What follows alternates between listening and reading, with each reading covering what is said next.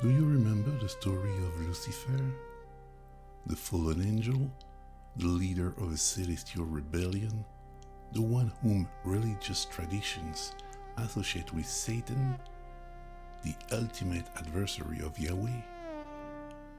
And yet, this story does not actually exist as such in the biblical narratives. Nowhere in the foundational texts of the Bible do we find a continuous or explicit account describing a being bearing this name, falling from heaven as a result of a cosmic rebellion. What we call Lucifer is in fact the result of a long process of interpretation, a gradual construction born from the layering of texts, translations, and successive theological readings, rather than from a single coherent narrative transmitted from the beginning. Today, in this first special episode, we will explore together the making of this figure, which has become one of the most powerful symbols in Christian and Western imagination. We will separate historical reality from later interpretations and uncover a much more ambiguous reality, one that deeply challenges the foundations of our representations and beliefs. And when the veil is finally lifted, we will see how Gnostic traditions themselves incorporated the story of fallen angels rebelling against their origin, a narrative so ambiguous that it reveals another possible interpretation. The purpose of this episode is not to weaken a system of belief or to challenge the foundational texts of Christianity. It is to show once again that it is not belief that transforms, but knowledge.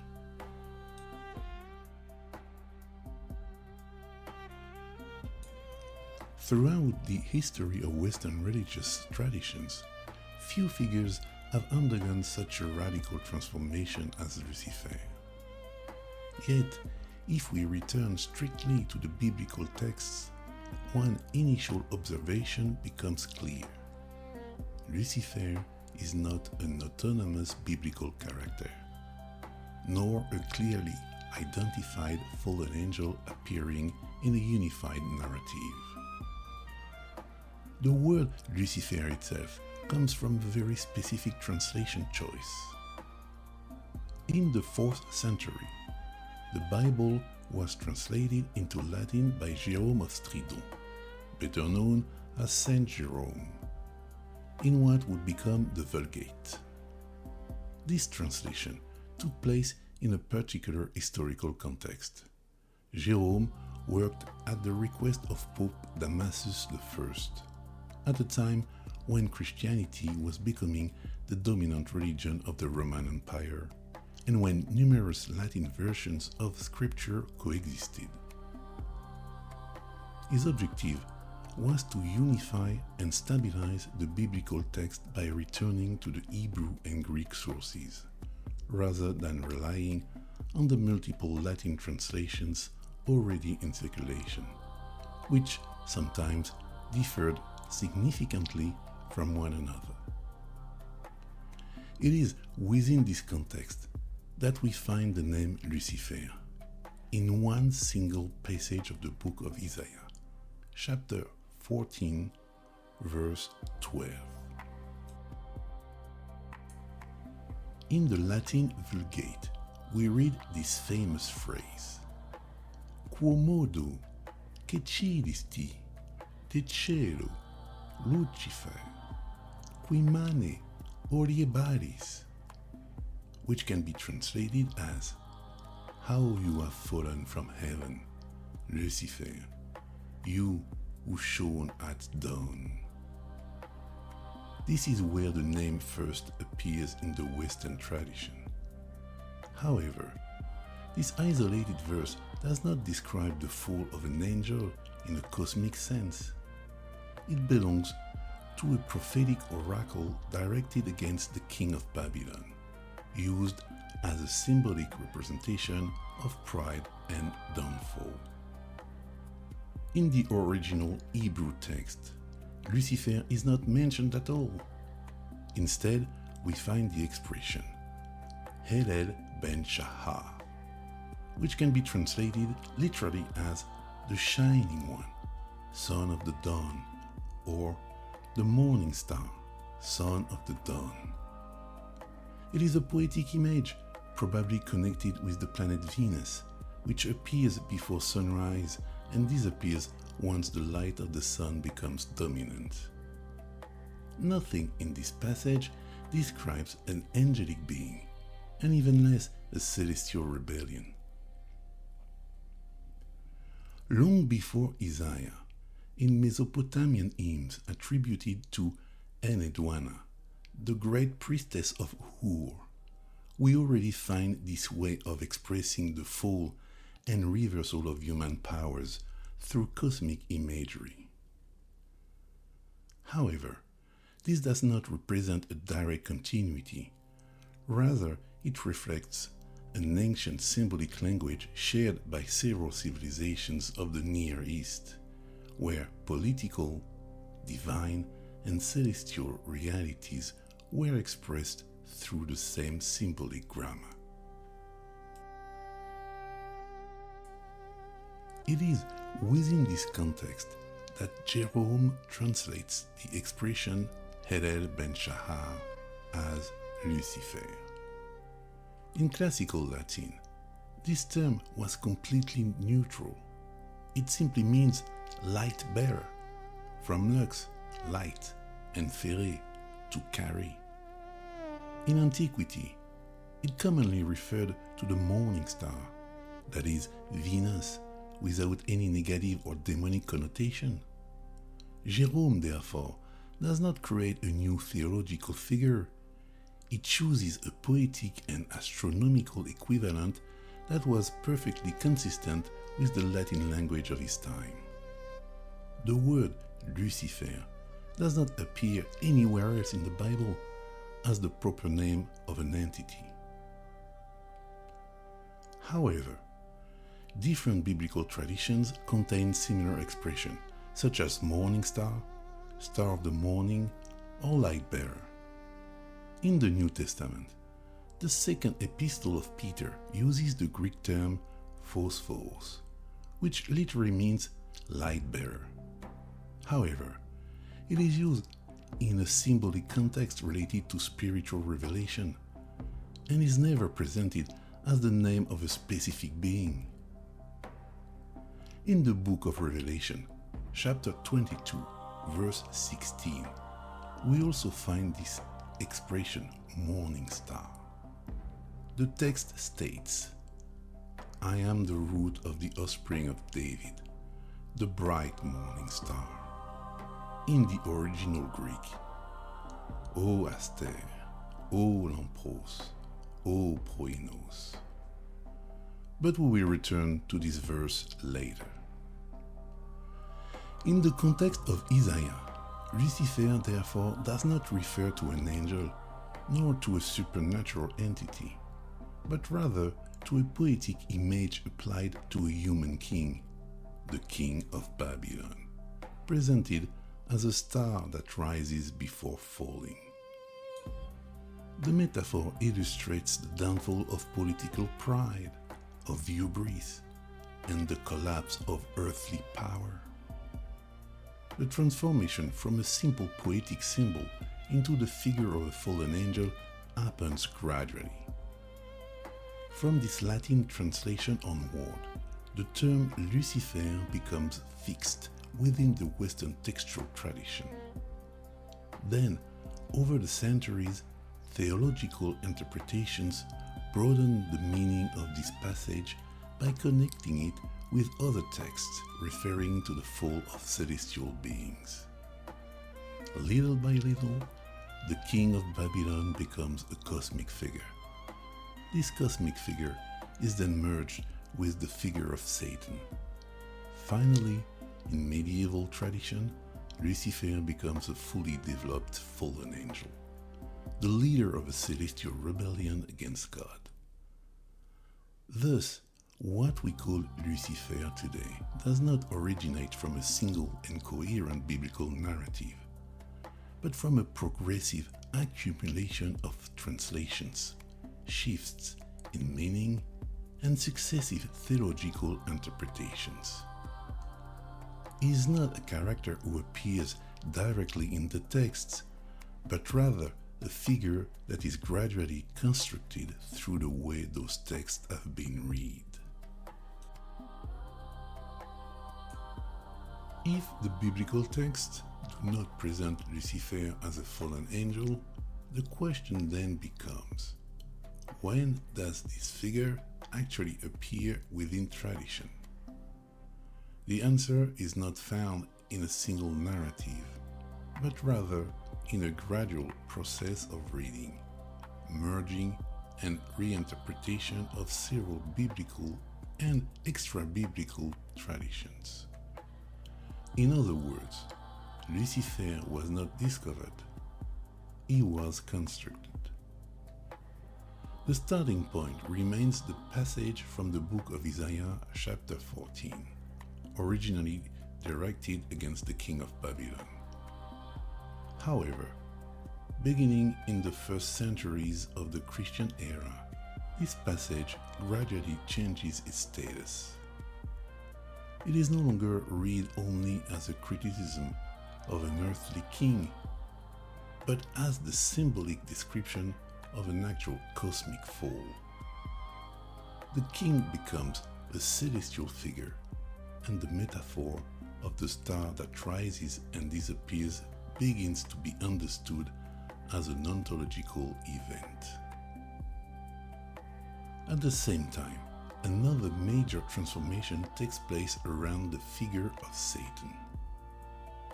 In the oldest traditions, the word Satan does not yet refer to a unique being, but rather to a function, that of an adversary, an opponent, or an accuser within a narrative.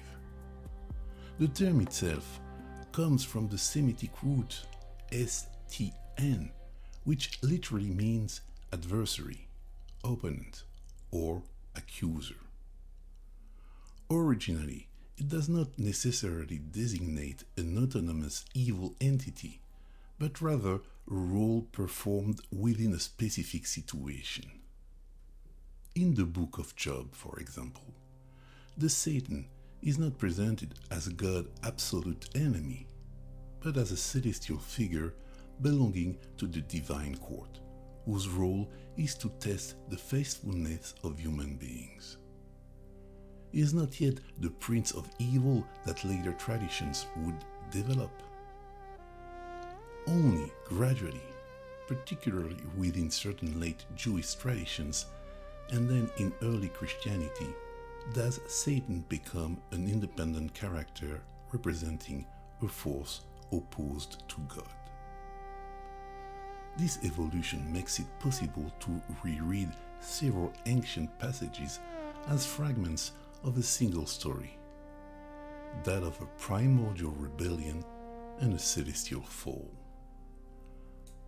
But progressively, between late Judaism and early Christianity, this function becomes a fully independent entity. Satan ceases to be merely a narrative role and becomes a stable character, identified with his own history. And once he becomes a being, a new question emerges. What is his origin? From this point onward, several texts begin to be brought together and interpreted as part of the same story, even though they were not originally written as a unified system. In the Gospel of Luke, we find the statement that Satan falls from heaven like lightning. In the Book of Revelation, we encounter scenes of celestial warfare and the fall of heavenly beings. These images gradually become superimposed onto Isaiah's vision, where a star is described as falling from the eighth. Little by little, a unified interpretation becomes possible. These different falls are no longer understood as separate events, but as different expressions of the same cosmic reality. Alongside these canonical texts, another corpus plays a decisive role in shaping this imagery: the Book of Enoch. Within this ancient apocalyptic tradition, we find a much more developed account of an angelic fall. Angels, known as the Watchers, descend to earth, transgress the divine order, unite with human women, and transmit forbidden knowledge, bringing corruption to the world. Although this text does not mention Lucifer, it introduces a true mythology of celestial rebellion, with identifiable figures, actions, and cosmic consequences. Beginning in the early centuries, these different traditions gradually begin to be read together. Isaiah provides the image of the falling star. Luke and Revelation introduce the idea of Satan's fall and celestial conflict. And Enoch provides a complete narrative of angelic rebellion. None of these texts originally describes the same event. Yet, over time, they begin to be interpreted as different variations of a single foundational story. Between the 3rd and 5th centuries, the fathers of the Church seek to organize these scattered materials into a coherent theological system.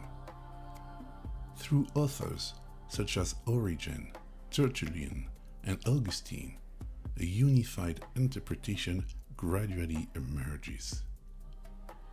There was an original angelic fall, Satan was its central figure, the fallen angels were its participants, and Isaiah 14 became its symbolic expression. At this stage, the term Lucifer, already established through the Latin translation of the Vulgate, naturally becomes integrated into this construction. This is how the decisive fusion occurs.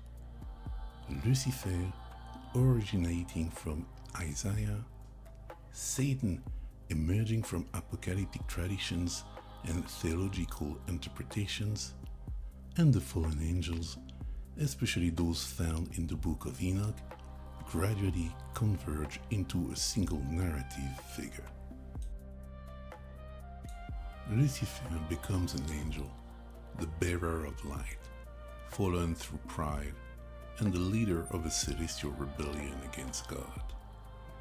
Yet, this figure, in this complete form, does not exist in any single foundational text. Thus, what we call Lucifer today does not emerge from a coherent biblical story, but from the gradual convergence of different traditions, successive readings, and layers of interpretation.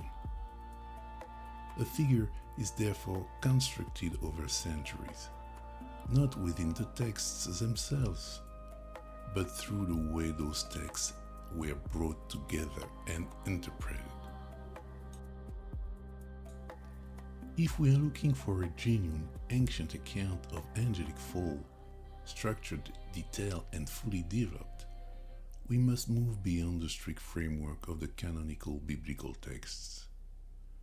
Because the most complete, most detailed, and most coherent narrative of this kind is not found in the Bible itself, but rather in an ancient apocalyptic tradition, the Book of Enoch.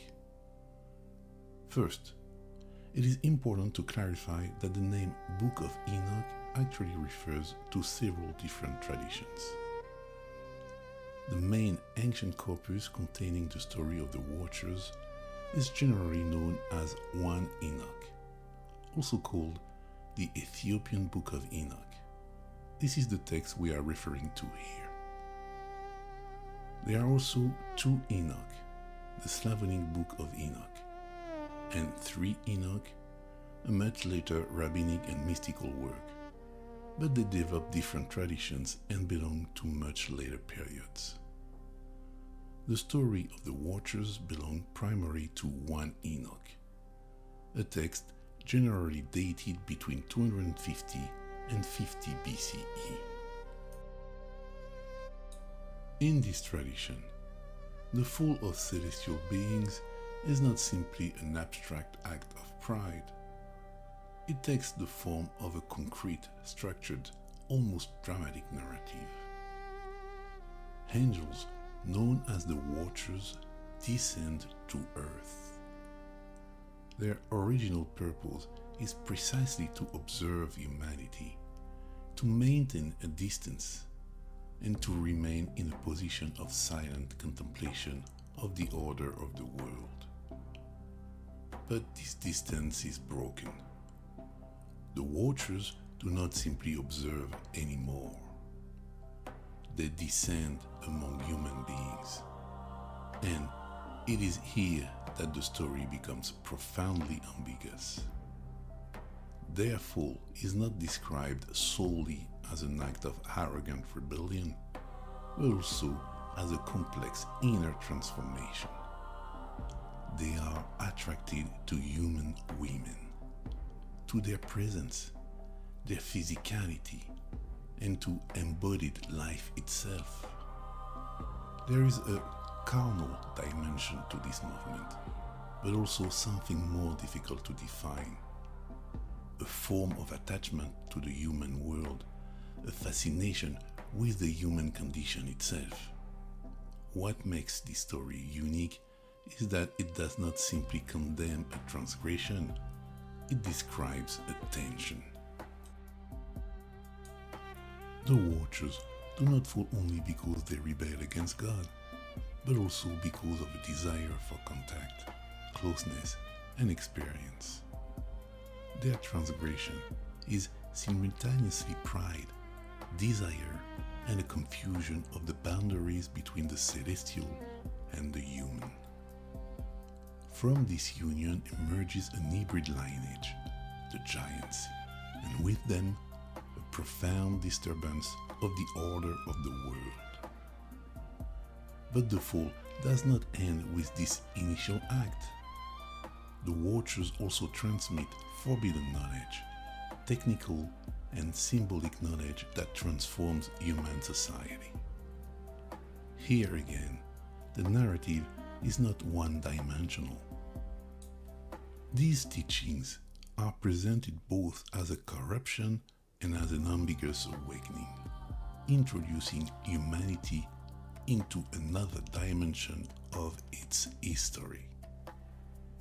An essential point: Lucifer does not exist anywhere in this story. There is no single figure of evil, no identified leader of the rebellion. The fall is collective, fragmented, and distributed among several beings. It is a mythology of transgression, not the biography of a single individual. This is precisely what distinguishes Enoch from later interpretations. In 1 Enoch, the fall is multiple. The angels are numerous, their motivations are mixed, and the transgression itself is ambiguous. It is not merely a rupture with divine order, but also a dangerous proximity to humanity, a desire for contact with matter and embodied life. This is why the Book of Enoch is so important for understanding the imagery of angelic falls. It does not create Lucifer, but it offers a true foundational scene of celestial transgression, rich and ambiguous enough to later become a source of interpretation for theological traditions. From this perspective, Isaiah provides the image of the falling star. the Gospel traditions and apocalyptic writings introduce the figure of Satan and celestial conflicts. But Enoch contributes something different: a complete, structured, and deeply ambiguous narrative of the fall of celestial beings. And perhaps this is where its greatest importance lies. The fall is not simply an error, it is a tension between order and desire, between divine distance and attraction toward the human world. If ancient traditions present a plurality of stories, figures, and meanings surrounding celestial falls, a major transformation gradually takes place during the first centuries of Christianity. The Church Fathers undertake a process of unification and structuring of these different elements in order to give them an overall theological coherence. Within this process, texts that were not originally conceived as belonging together begin to be interpreted as fragments of the same foundational event. Isaiah, apocalyptic traditions, gospel passages referring to Satan's fall, and even extra-biblical traditions such as those found in Enoch are reread through the same interpretative framework. All these different materials gradually converge toward a single understanding: the original fall of the angels. Within this construction, a central figure gradually emerges, that of the first angel, created in light, who fell because of pride. This is where the term Lucifer, fixed by the Latin translation of Isaiah, finds its definitive place. It becomes the name given to this being believed to be at the origin of the celestial rebellion. In this interpretation, Lucifer is no longer a poetic image of a royal metaphor. He becomes a character in his own right, integrated into an increasingly coherent theological narrative. What is particularly important in this evolution is the way in which the Church Fathers gradually simplify traditions that were originally much more diverse. Where some texts presented multiple figures, collective falls, or ambiguous narratives in which motivations remain complex and sometimes contradictory, the patristic interpretation moves toward a radical clarification. The fall becomes unique. Its origin becomes unique. And its cause becomes unique as well: pride. From this perspective, the complexity of ancient narratives is progressively reduced to a simple moral structure. The fall is no longer a tension between different levels of reality, nor a plurality of transgressions. It becomes a single event explained by one fundamental inner failure. Lucifer becomes the symbol of this fault, and Satan becomes its definitive identification within medieval Christian tradition. The Watchers, in their collective and ambiguous dimension, gradually disappear from the dominant interpretation.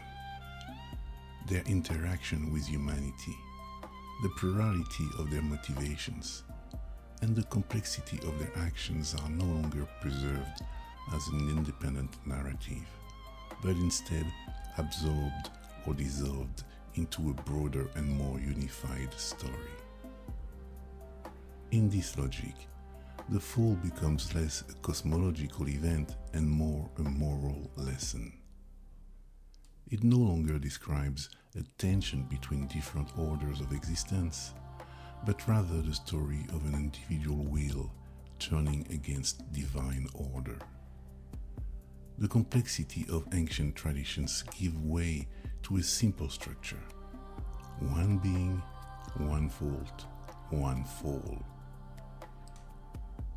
Through this process of interpretation, Lucifer ceases to be an image. He ceases to be a function, and he even ceases to represent a plurality of different narratives.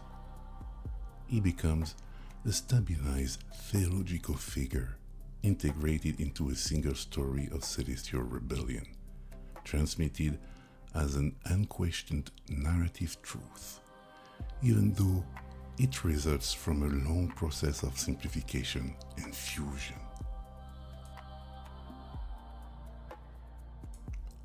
From a broader Gnostic perspective, and within traditions where the visible world is understood as the result of a degradation or ignorance of the divine, the question of the watchers can take on a particular resonance.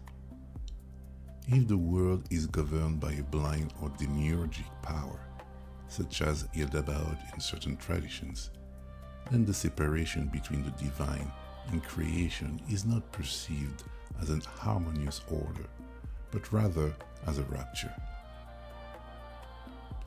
Within this framework, the very idea of a fall can be interpreted differently. What appears in a classical moral interpretation as a transgression may also be understood as a form of fascination with the human condition.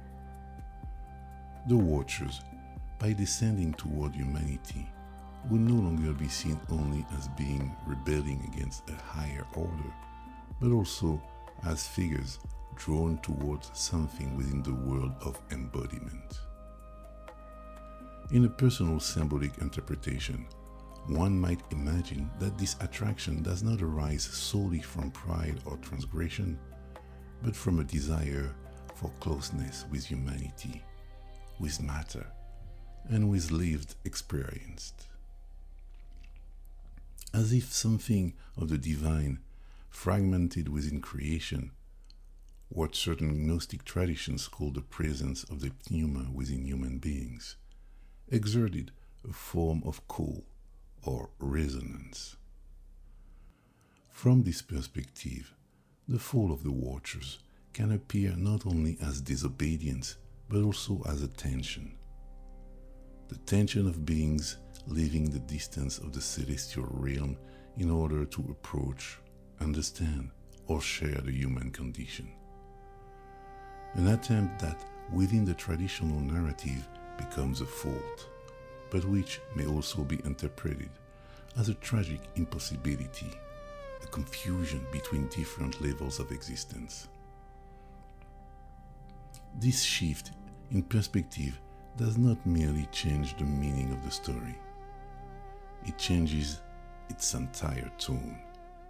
Where the classical interpretation sees a fall, corruption, and punishment, this more speculative reading reveals a fundamental ambiguity between desire, knowledge, and transgression.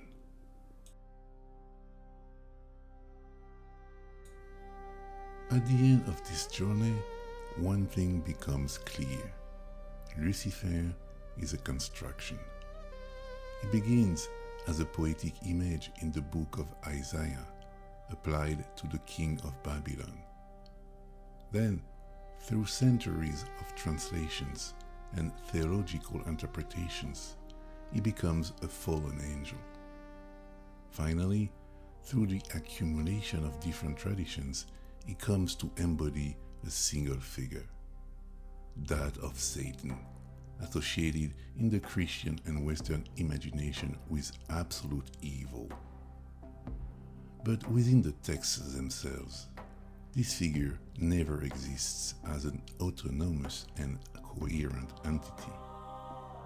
Lucifer is not a character who acts, who speaks, or who rebels within a single foundational narrative. If we go back to ancient apocalyptic traditions, the only truly developed account of angelic fall is not found in the canonical Bible, but in the Book of Enoch. There, we do find a rebellion of angels, but their leader is not Lucifer. The texts name him differently depending on the tradition, particularly through figures such as Semyaza or Azazel, according to the different versions of the corpus. As promised, let us now return to the verse from the Book of Revelation, where another image of the morning star appears. In chapter 22, verse 16, we read, "I am the root of the offspring of David, the bright morning star." The very same expression which in the Latin tradition contributed to the construction of the name Lucifer is here associated with Christ himself. As if the symbol itself had never carried a fixed moral meaning, but instead depended entirely on the perspective and interpretation through which it was understood. Because ultimately, what this story reveals goes far beyond the question of a name or a character. It raises a deeper question. How can an image, a translation, and then an interpretation gradually become a certainty? This is why it is essential to question our assumptions, to return to the texts themselves, and to understand that there is no randomness in the composition of a narrative, whether religious, cultural, or civilizational. The only stories that endure are those that become engraved in the imagination of peoples. The church needed a mythology of evil, and it did not have one. So, patiently, it built one. Let us be clear. Evil does exist. It lies hidden in the darkness of the world and within the shadows of the human heart.